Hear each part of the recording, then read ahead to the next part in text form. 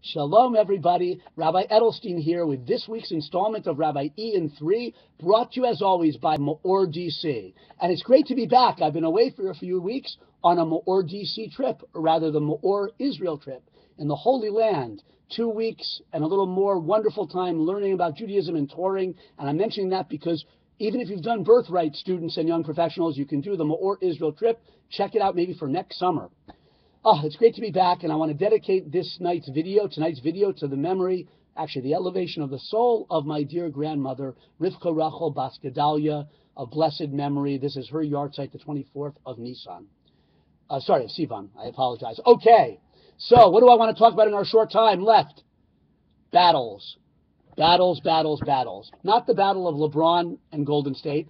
Looks like LeBron's winning that one, but you never know, it could change. Other kind of battles. Bigger battles in our lives. The battle between what our eyes see and what our mind knows to be true. The battle between appearance and reality. What does it have to do with this week's Torah portion? Everything. It also has to do with my tzitzis, which I'm looking at right now. I look at them, and as the Torah says in this week's Torah portion as well, that you're supposed to look at the tzitzis, the fringes on the corner of your garment, and remember all my commandments and do them and be holy unto your God, and not go out spying after what your eyes see out in the world. What your eyes see versus what your mind knows. That's the battle at the heart of this week's Torah portion. It's the portion called Shalach in the book of Bamidbar, book of Numbers. Spies are sent to the land of Israel. The Jewish people are about to enter the land, and they on their own decide they want to send scouts to check out the best way to attack the land, and the inhabitants were in the land. Hashem had not commanded them originally to send spies. Hashem told them, you're going to go in and take the land. Don't worry about anything. But they came to Moshe and wanted spies, and Hashem agreed, and Moshe sent 12 great people who went and spied for a few weeks, scouted the land, checked it out, all the dimensions, the quality of the land, the people living there, and they came back there for several weeks, and 10 of the 12 spies had a rather disheartening message. Oh yes, it's a beautiful land, it's a blessed land, but, and the word is ephes in Hebrew, and it's a very stark word, but the people living there are too big. They're gigantic. They're fierce. How are we ever going to go there? And they ended up spreading, ultimately, negative information about the land, disheartened the Jewish people, the men, not the women, who wept and cried, and it was as a result of this mass hysteria that the Jewish people were prevented from going into the land until another 40 years. That whole generation had died out. What we call the wandering for 40 years in the desert was a result of the sin of the spies. What happened?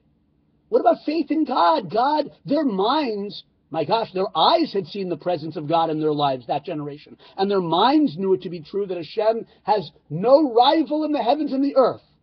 But their eyes saw gigantic people, big, fierce opponents living in the land. And their eyes swayed their mind. The appearance of foes that couldn't be beaten overturned the firm knowledge that they really had that Hashem is stronger than any human adversary.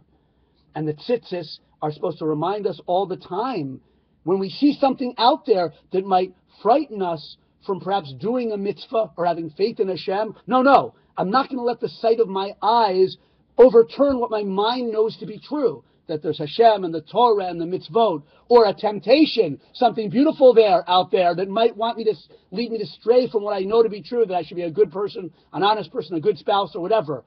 That's the battle of what your eyes see versus what your mind knows.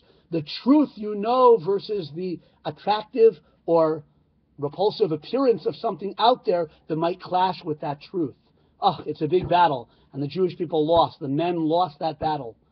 The spies, and then the Jewish people, their faith crumbled.